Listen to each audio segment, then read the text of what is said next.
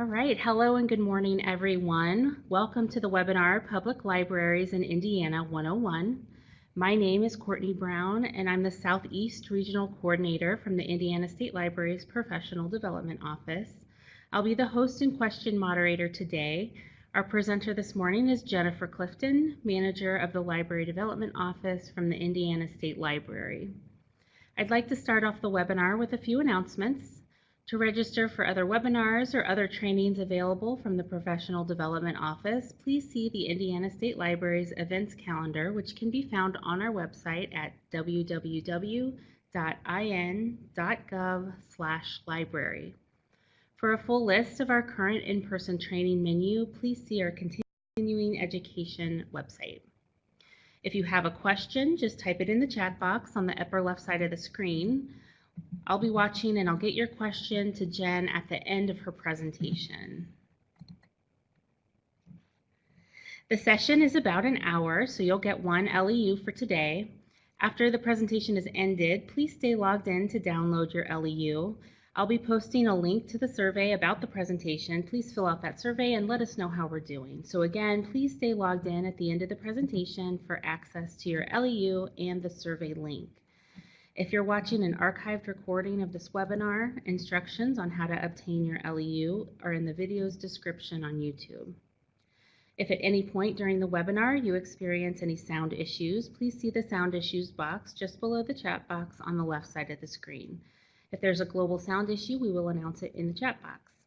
If you're unable to resolve your sound issues, we are recording the meeting and you can watch it online after the meeting has ended. So again, if there are global sound issues, we will make an announcement in the chat box. So I'll now turn the presentation over to Jen. Good morning, everyone. My name is Jennifer, or Jen Clifton, as most people know me. I've been at the Indiana State Library since 2008, and I've done everything from working with the interlibrary loans to LSTA grants, and now I'm leading the Library Development Office. So my office provides help for 236 public libraries around the state and ensures they have access to services, training, and funding to support their community's needs. So Courtney approached me a few months ago and said that we provide a lot of trainings to directors and we have our conference for support staff, but we've never really done just kind of a background of the Indiana Public Library climate and how it was established and things like that. So that's what we're doing today.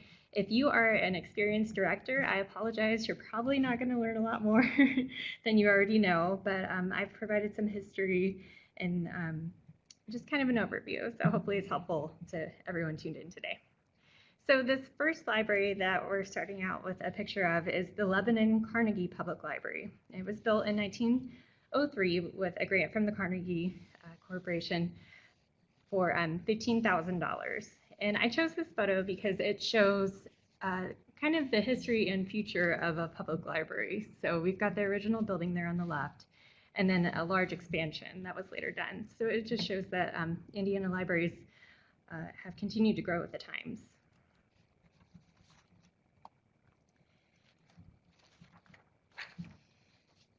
So here is a map of Indiana, and you'll see all of the blue areas on the map are covered by a public library service area.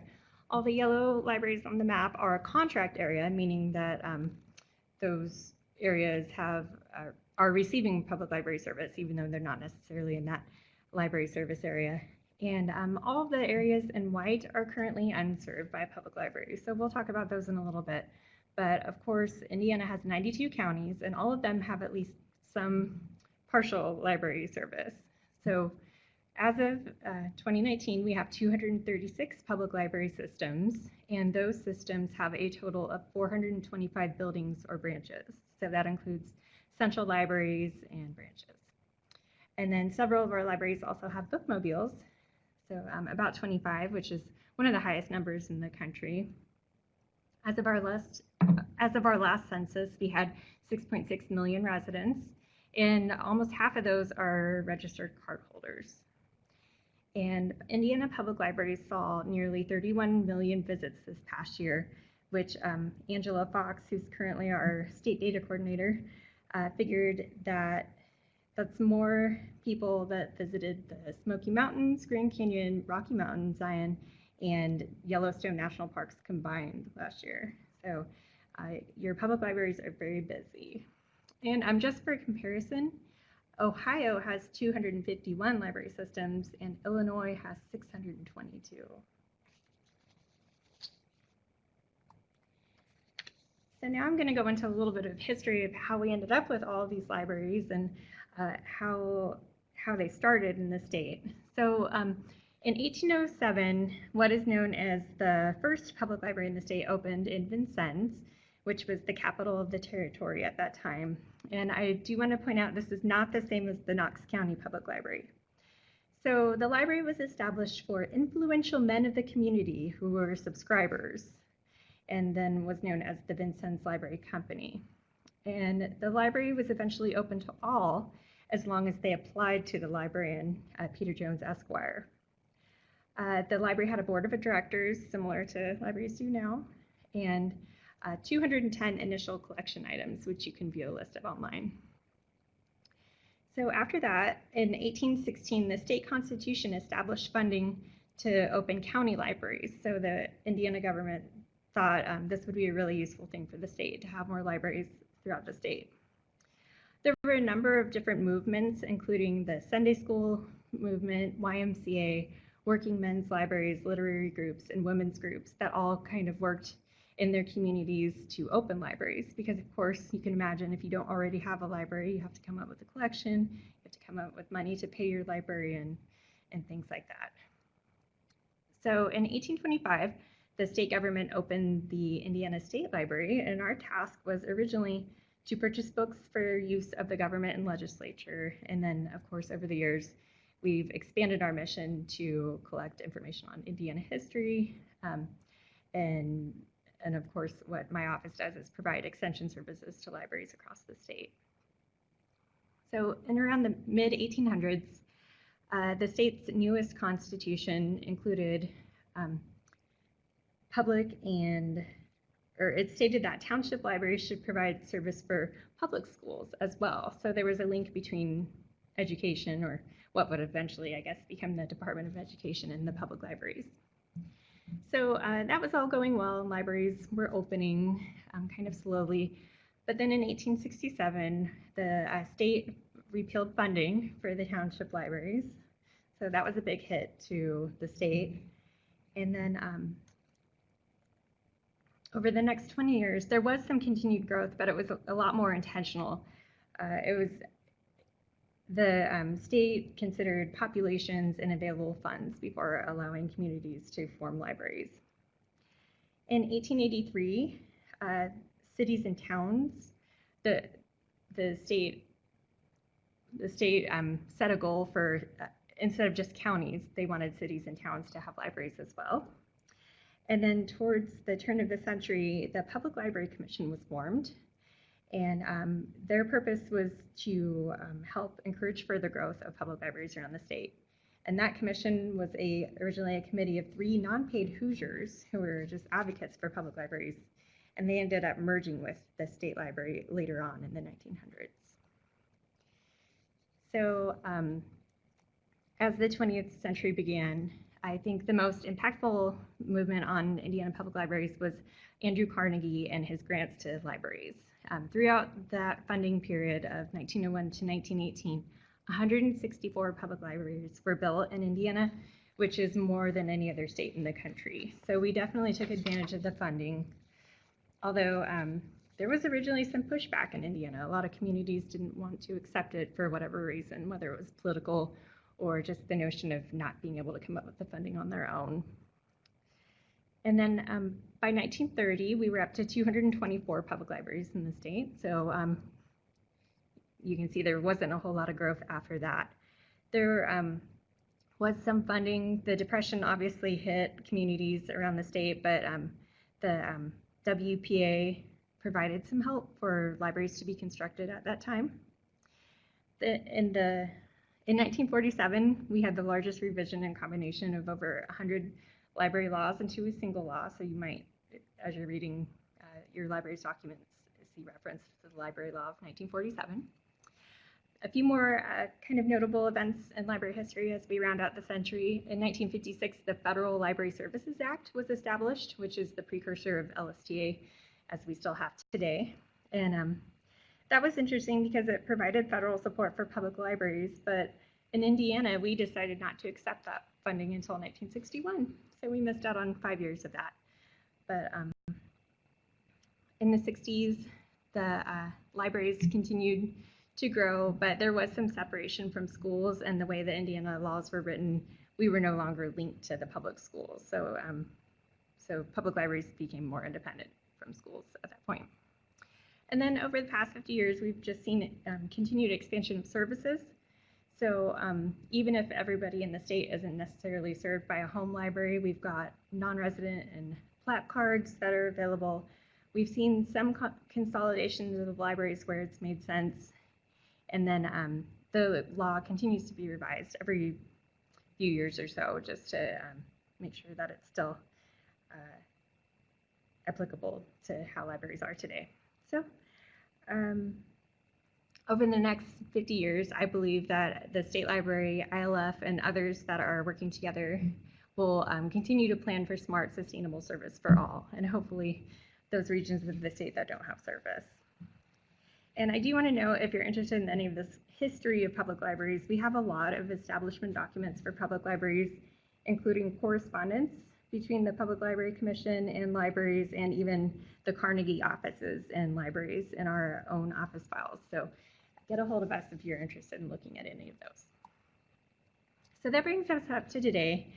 And just for fun, I made a list, and it's definitely not a comprehensive list, but these are all the things that you'll find in an Indiana Public Library today. And I think Andrew Carnegie would have been really surprised to see some of these services offered.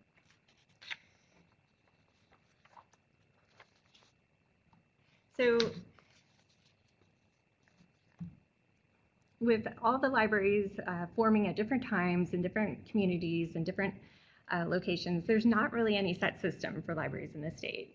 If you go to neighboring states, you might find regional library systems, or every county covered by a library. Not in Indiana. We're kind of a mess when it comes to libraries and our organization. So we have some city and town libraries.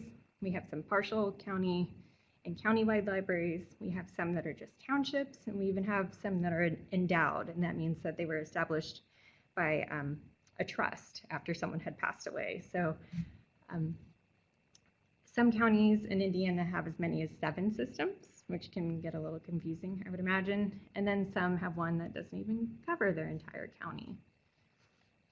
In the library pictured is Morrison Reeves Library, which is one of the endowed libraries. So there was a bequest from Robert Morrison for Wayne Township of Wayne County in trust for the sole purpose of a library and benefit of its inhabitants forever. So if you weren't lucky enough to get a big bequest to fund your library forever, most public libraries in the state are funded with local funding. I think a lot of the public probably thinks that fines and fees or the state pays for everything, but no, it's all locally based. So, or not all, but a majority is. So in 2018, 87% of public library income came from either local property or income taxes. So other sources of funding, about 7% comes from the state, and some of those funds include state technology grants or reimbursements to library for their internet connectivity. The state library also provides subsidies on some statewide services. So if you subscribe to InfoExpress, you've received a subsidy for that, but has helped to bring the cost down a little bit. The state library also provides plaque distributions. So if your library has a lot of people coming in with plaque cards and borrowing items from your collection, we'll refund you for that. And then over time, there are various other state funds that may be available. We do receive about $3 million in federal LSTA grants every year, and a portion of those are distributed to libraries in the form of grants. So, but that's less than 1% of the total income from public libraries in the state. A lot of libraries receive gifts and other local or community grants. So all of that combined helps pay for library services.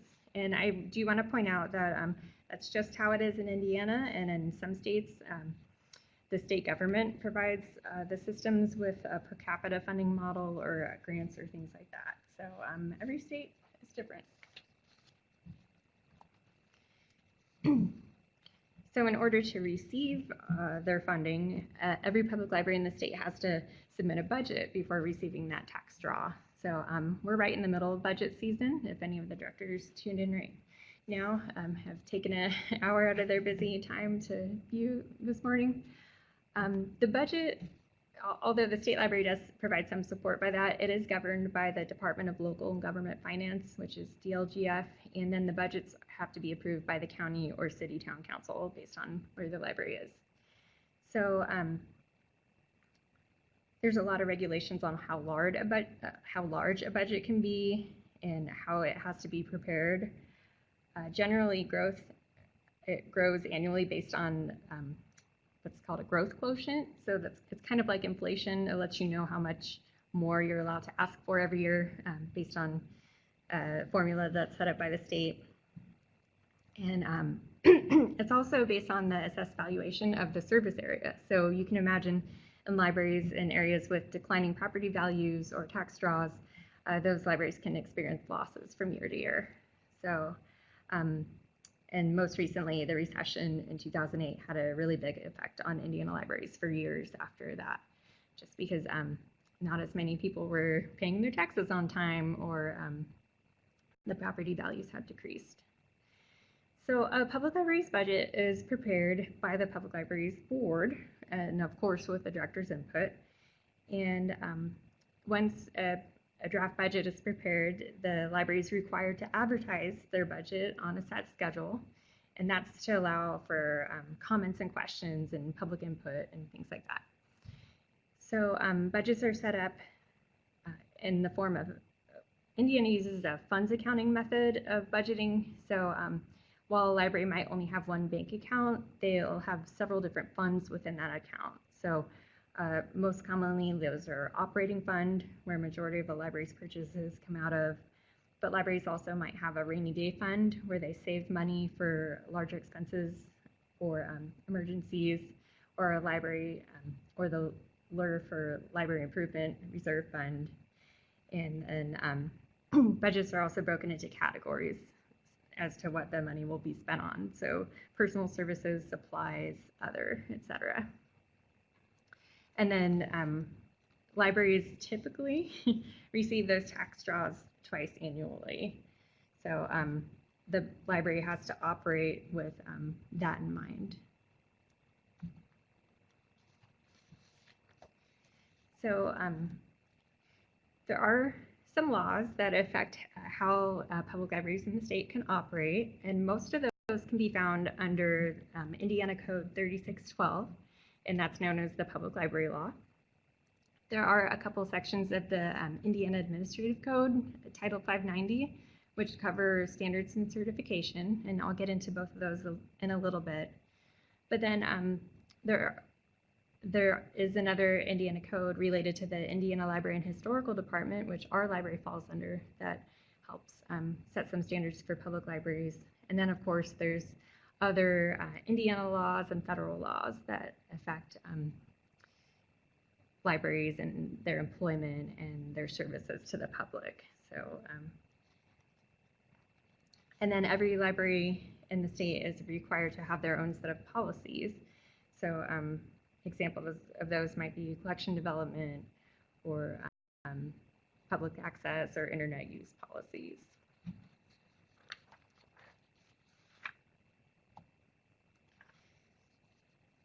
So one of the laws that public libraries are probably most familiar with are the Indiana Public Library Standards, and those can be found under the Indiana Administrative Code of 596. So the purpose of the Public Library Standards is to encourage libraries to maintain a minimum level of service.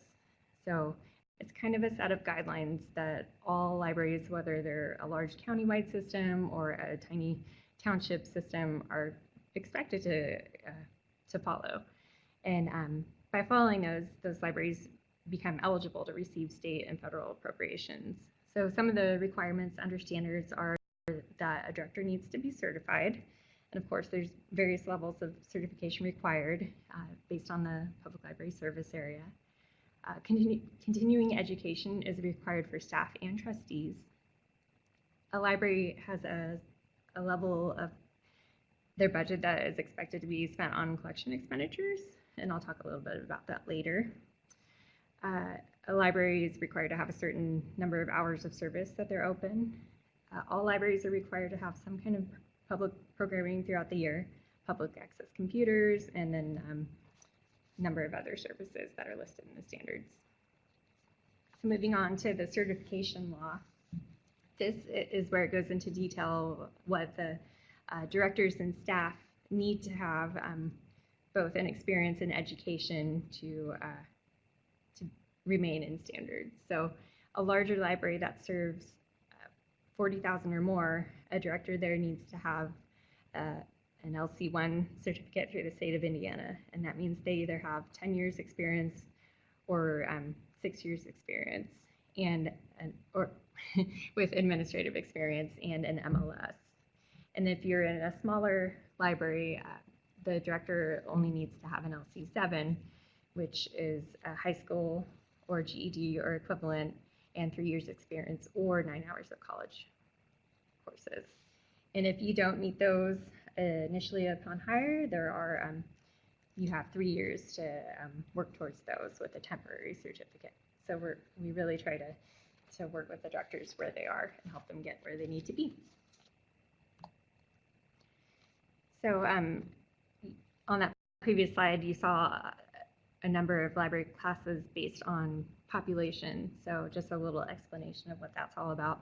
It's not based on which libraries are better or worse.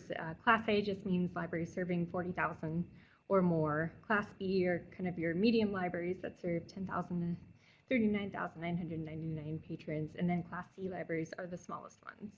And in Indiana, a majority of the libraries are Class C libraries. And the reason for this is we set different standards for different size libraries, just acknowledging that they're not all going to be able to offer the same amount of services. So we don't expect a library in a town of 200 to be open for 40 hours a week if there's just not a need for it.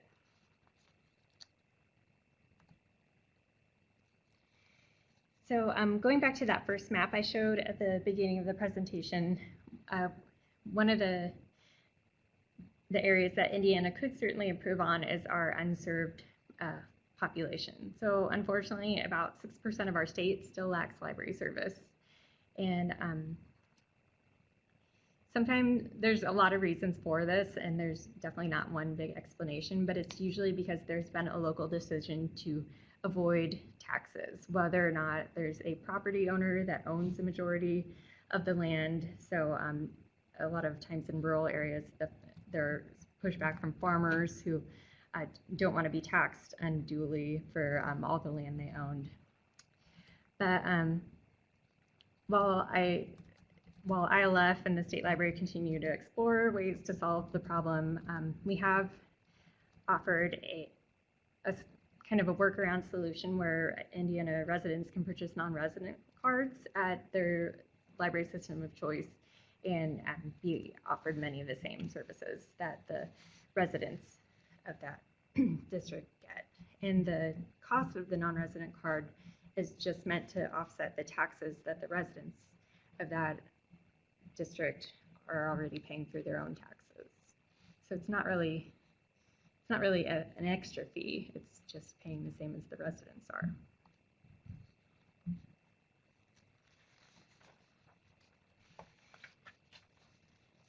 So public libraries in Indiana are all governed by boards of trustees, and this is a little bit different than other public libraries in other states where they might have elected trustees or they might have a couple board members. In Indiana, the way the law is written is that most public libraries have a 7-member board, and there are some exceptions. The county contractuals will have more members because there's different areas served. The endowed libraries might not have as many. So our boards are appointed, And one of the only qualifications required is that the individual must reside in the service area and must have been there for a certain amount of time before serving. So that's just to ensure representation. So the purpose of the library's board is that they're responsible for the governance and policy of the library. So, so it doesn't all fall on the director. You have various people from around the community appointed by different parts of the government, so the schools and the county council, all these people working together to move the library forward with their governance and policy. And then the board is responsible for hiring a public library director. And there are some requirements for directors. We already talked a little bit about certification and the education and experience required for directors, but it's also required that directors be at their public library full time. So that is at least 35 hours a week, or if the library is open fewer hours, it just needs to be as many hours as the library is open. And the role of the director is that they're responsible for the daily administration, operation, and management of the library. So a board member might only come to the library once a month for their board meeting, where the director's there every day. And a thing you might hear from time to time, Indiana allows for interim library directors. So if a public library director has decided to step down or retire or leave the state for whatever reason, the board needs to task someone to serve as an interim director until someone is hired full-time.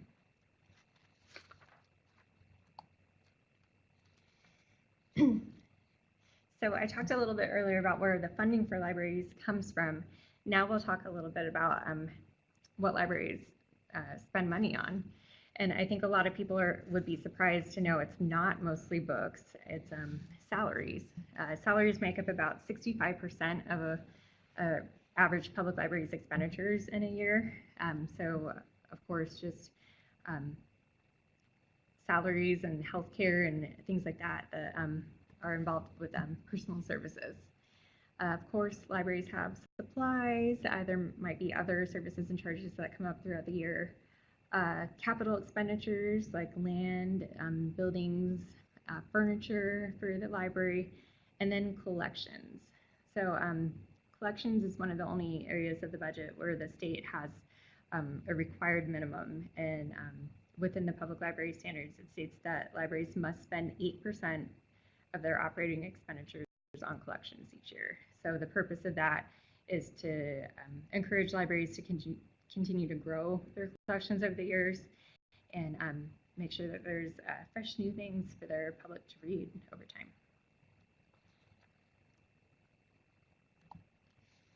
And so we know that libraries, especially in the smallest communities, can't be expected to hold every book that anyone would ever want to read. So a big emphasis of the state library and our public libraries around the state is resource sharing. So almost all Indiana public libraries participate in some kind of sharing, whether that's they subscribe directly to OCLC and borrow things, or possibly borrow through the Indiana State Library Share Service. Over half of our public libraries are members of the Evergreen Consortium, so they have that shared catalog where they can borrow and request things from libraries around the state, and their users can even go to other Evergreen libraries and use their card at those locations. We also have the CIRCS program, or I can never remember what the acronym is, but Statewide Remote Circulation Service. So that is a group of over 200 libraries, including academic libraries, who have come together to share their catalogs, and you can initiate interlibrary loans through that service. And then there are a number of libraries who have statewide or even just local reciprocal agreements. So over half of the public libraries, including a lot of the smaller libraries, are part of the statewide reciprocal agreement. So that means that registered users of those libraries are able to borrow from other libraries in person. And then many libraries have their own local agreements where That might be like a countywide or just a library that happens to only be another mile away from the library where they've agreed to serve each other's patrons, just because it's easier than saying no all the time, probably. So the way those materials get around the state, especially those borrowed through one of the interlibrary loan services, is Info Express. And I will just say a little bit about Info Express. I think a lot of people think that that is run by the state library and that the drivers are state library employees, and they're not. That service is actually operated by a contractor who is currently now Courier. And so they provide our book delivery around the state. And then libraries are also able to use the Postal Service's library rate too if they don't subscribe to that service. And then, of course, every resident has the ability to purchase a plat card. And then with a plat card, as long as they have a home library, they're able to borrow from any other library in the state.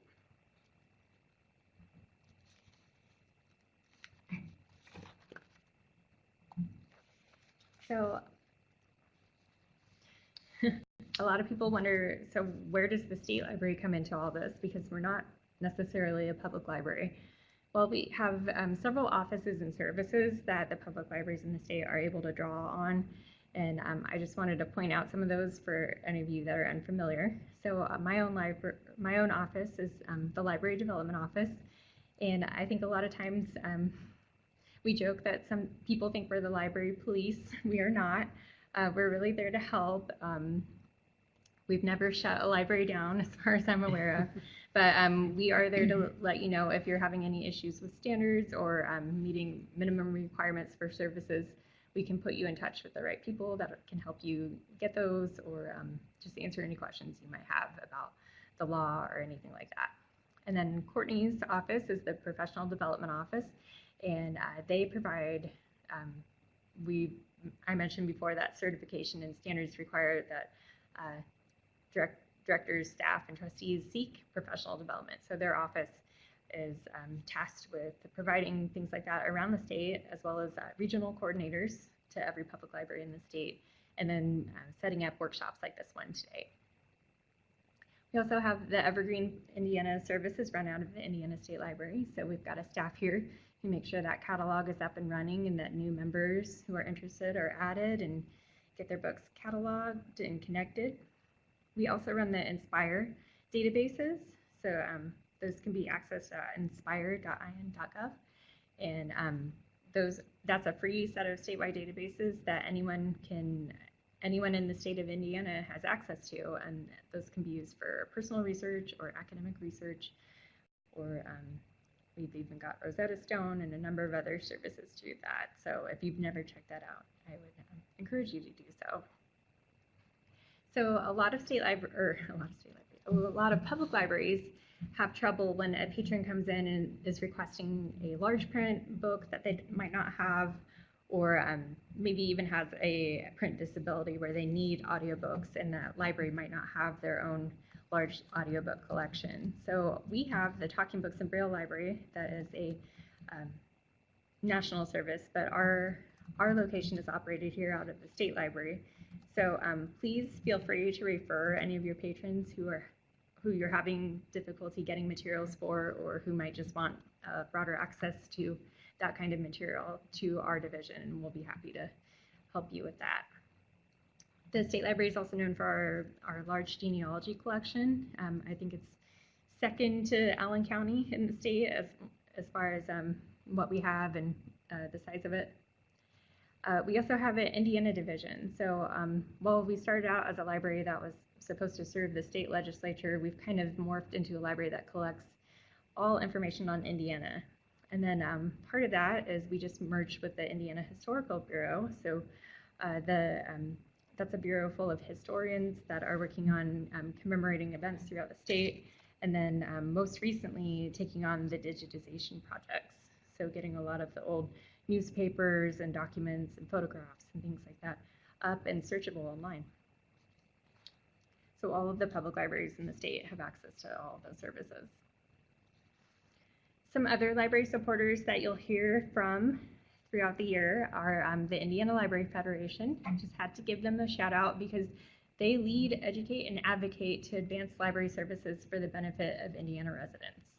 So they're a little bit different than the state library. We work very closely with them, but they're their own nonprofit organization, and they have the unique ability, they're actually able to advocate, whereas here at the state library, we're state employees, we can't do that. So I would definitely encourage you to check out their offerings and consider membership with them. And then, of course, you'll see a lot of partnerships with MCLS, which is our Midwest Collaborative for Library Services, and they're also kind of a unique nonprofit that serves both Michigan and Indiana libraries and provides ways to collaborate and then also cost savings on various services.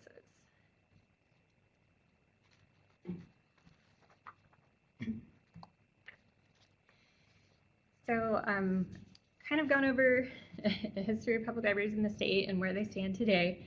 I couldn't end without just kind of a little guess of what is coming up in the future of public libraries.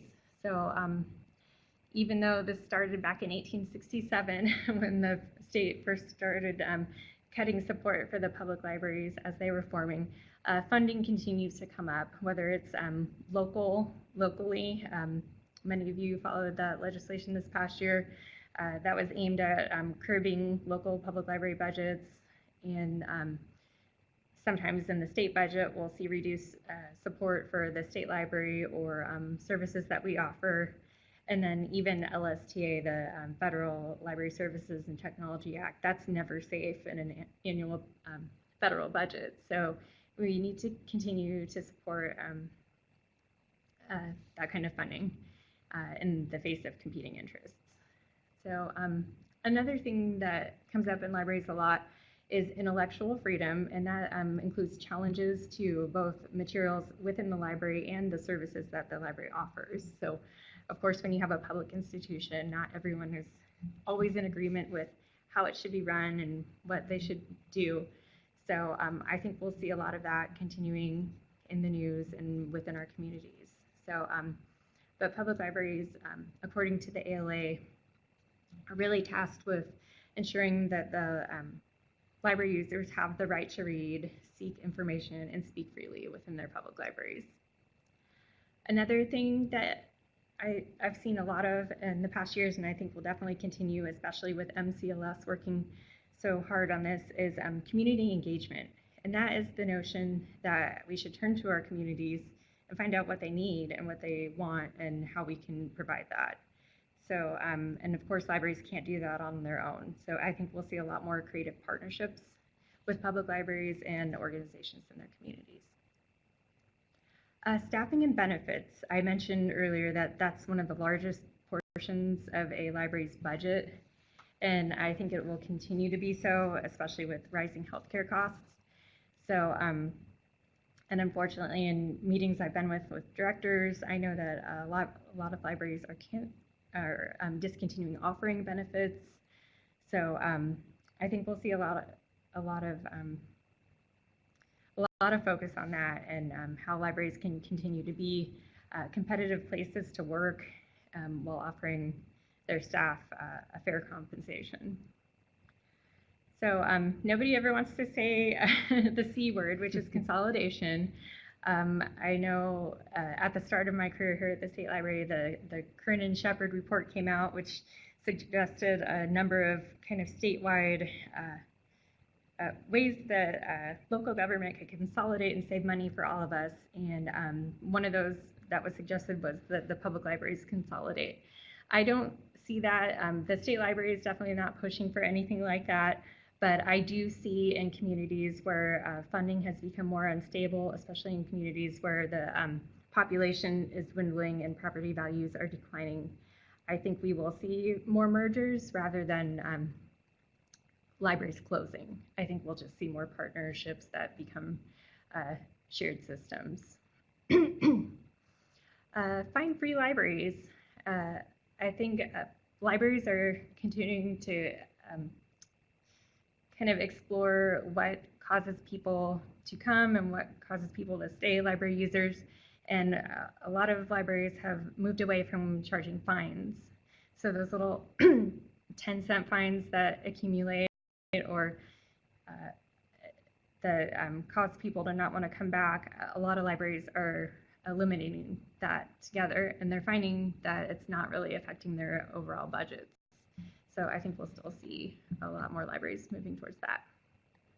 And then, of course, I mentioned we still have the 6% of the state that's not being served. I think we will continue to see expansion both within libraries that already have districts. I think we'll continue to see new branches being built and existing buildings being expanded, but then I also think that districts will continue to grow and hopefully eventually encompass everybody in the state. So I built in some time for questions, and I know that was a lot of information kind of thrown at you, but I'd be happy to answer those at this time. Great. We had a couple things come in. Someone did ask if the PowerPoint would be available, as long as that's okay with Jen. Okay, I can send that out with the recording link. I'll do that in the next couple of days here. Also, Beth wanted to let us know that she loves Inspire, and we really appreciate that. We love it too, Beth. And then Sheila says she really appreciates all the info, and it's nice to have this broad range info. So I just want to thank Jen for putting everything together, sharing her wealth of knowledge with us. I see we have another question here. Just a reminder, do stay logged in to the end of the presentation to get your LEU. I will switch over to the LEU pod here in a minute, but we'll answer another question here. So Bruce says, in regards to fines, are there other libraries which have other mechanisms to compel timely returns? That's a good question. I definitely can't answer on behalf of all of them, but I know that a lot of libraries that have eliminated fines are still collecting for lost items, definitely. But what I see is that span of time that a patron has before an item goes to a lost status is shortened in the fine-free libraries. I think that's a way of making sure those things get back. Just a little plug, we do have a presentation on fine-free libraries that we recorded, I want to say last year, maybe the end of the year before, and I believe that question comes up. That is on our archived webinar page. I can put that link in the chat box. That may help with some fine-free questions as well. Ingrid says automatic renewals decrease fines as well. Cindy loves automatic renewals. Okay, I am going to move over to the LEU pod. Please keep putting your questions there in the chat box. At the top there, you should see your LEU. You will need to click on that and click download file. It should let you type in your name and print out that LEU. There's also that survey link in the middle of the screen there. Please click on that. Let us know how we're doing. And then if you have any questions after the presentation that you didn't get to ask here, feel free to email Jen or I. We would be happy to help you with any questions that you have. Elisa says, we did away with fines, put in automatic renewals, and now lock down accounts if items go overdue. So there's a way to deal with things that are not coming back. I'm just going to leave this screen up here for a few minutes. Jen and I will stay here in the room in case any other questions come up. Be sure you do download your LEU certificate. If you are watching an archived recording of this webinar, your information on how to get your LEU is in the YouTube description. And then Bruce, I will put up the link to our archived webinar page so you can look at the fine-free webinar that we had. And I do want to thank Jen again for sharing